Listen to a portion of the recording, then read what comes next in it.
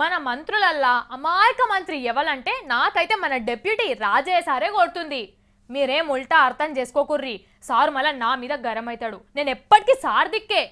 పాపం రాజన్న సారు ఏడ హాస్పిటల్లో కనబడితే ఆడికి సెటస్కోప్ వేసుకొని పోతుండా. అప్పటికప్పుడు డాక్టర్ అయి సూది మందులు కూడా రాసిస్తుండా.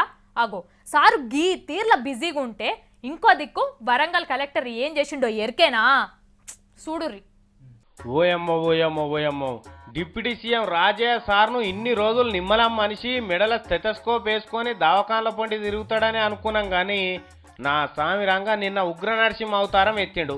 జయశంకర్ సార్ జయంతి ఉండే కదా, వరంగల్ జిల్లాలో కూడా చేసిండ్రు సర్కార్ తరపున. ఆడ ఆయనకు వెచ్చిన విగ్రహం కాడ లడాయి మోపైంది.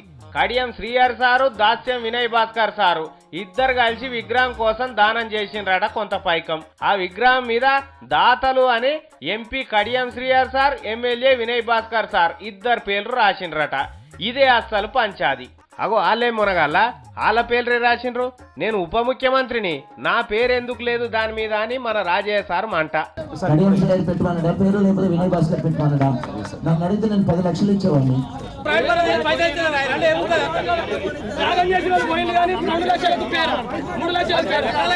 అయితే ముందుగానే సార్ సభకాడికి వచ్చేటప్పుడే బీపీ పెంచుకొని వచ్చినట్టుండు. ఒక్కడే పారి కోపం అంతొలక వచ్చిండు కలెక్టర్ ముంగట. డాక్టర్ సాబ్కే బీపీ లేపినరంటే చిన్న ముచ్చట్నేనా? ఇటువంటి కోపం రాజయ్య సార్కి వస్తుందని ఎవ్వరు కూడా అనుకోలే కదా.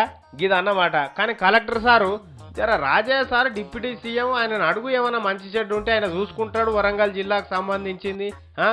సరే మరి.